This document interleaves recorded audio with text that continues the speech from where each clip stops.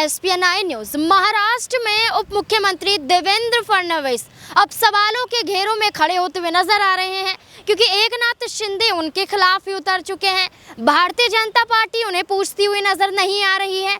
ऐसे में कहा गया था कि यहां पर देवेंद्र फडणवीस जल्द ही मुख्यमंत्री के रूप में देखे जा सकते हैं, क्योंकि यहां पर भारतीय जनता पार्टी उन्हें मुख्यमंत्री के रूप में उतारना चाहती है। लेकिन उससे पहले ही यहां पर देवेंद्र फडणवीस के खिलाफ भारतीय जनता पार्टी में ही बगावत शुरू हो गई है। एकनाथ शिंदे के विधायक देवेंद्र फडणवीस के खिलाफ बोलते हुए नजर आते हैं।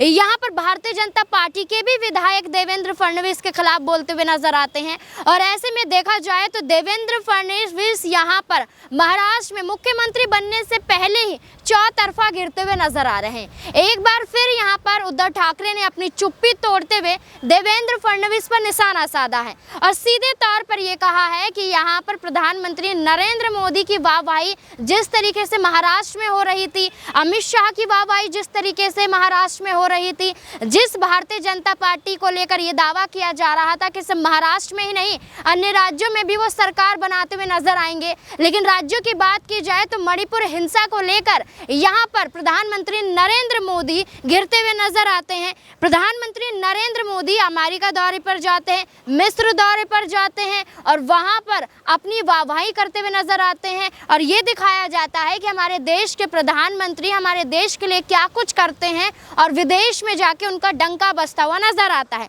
उद्धव ठाकरे ने मणिपुर हिंसा को लेकर अमेरिका दौरे पर प्रधानमंत्री नरेंद्र मोदी के इस दौरे को लेकर निशाना साधा, जिसके बाद अब देवेंद्र फडणवीस अपना मुंह खोलते हुए ये कहते हुए नजर आते हैं कि साफ तौर पर जाहिर है कि विदेश में जाकर जिस तरीके से प्रधानमंत्री की तारीफ होती हुई नजर आ रही है, प्रधानमंत्री को पूछा जा रहा है, पैर छुए जा रहे हैं, ये साबित करता है कि हमारे देश के प्रधानमंत्री हमारे देश के लिए कितना मान सम्मान रखते हैं। इसी को लेकर यहाँ पर देवेंद्र फडणवीस सवालों के घेरों में आ चुके हैं।